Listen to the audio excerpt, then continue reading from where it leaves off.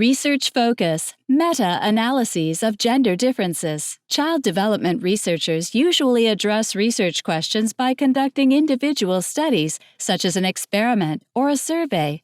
Sometimes, however, a researcher will approach a question by analyzing the findings that others have collected in a variety of studies. Meta-analysis is the name for the statistical technique that combines the data from many studies into one all-inclusive analysis. While often used to find out if females and males differ, a meta-analysis can be used on any topic for which numerous studies exist. Meta-analysis is used more often in research on gender than in most other areas, partly because so many studies have been published on gender differences. The researcher who named this technique wrote that the term is a bit grand, but it refers to an analysis of analyses. A meta-analysis indicates whether a difference exists between groups, such as females and males. It also indicates the size of the difference. This is important because it helps us to know how meaningful a difference between groups is. The difference between groups is called the effect size, and it is usually represented by the letter D.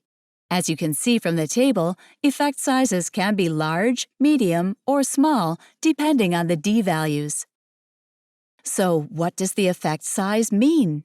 The effect size reflects the extent to which there is no overlap between the distribution of scores for two groups. Scores for a group often fall into a normal distribution, or bell curve, in which most people are near the middle of the distribution and the proportion decreases at the low and high extremes. This is the case for a wide variety of scores, such as height, academic achievement, and self-esteem.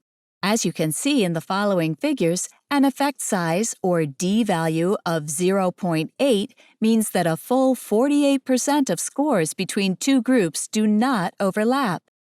This is the reason that 0.8 is a large effect size.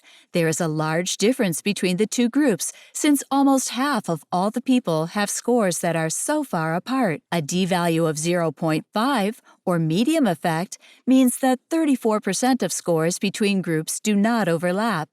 And a D value of 0.2 means that only 15% of scores do not overlap. This is why 0.2 is a small effect size. Only a small proportion of people in the two groups have scores that are entirely unalike. Even when an effect size is large, there is still overlap between the two groups. For example, the effect size for the difference in height between men and women is very large.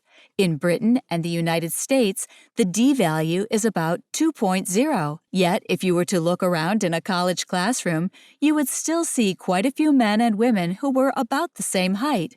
Also, some women would be taller than some men, and some men would be shorter than some women. In conclusion, meta-analyses are highly useful for reaching valid conclusions about group differences.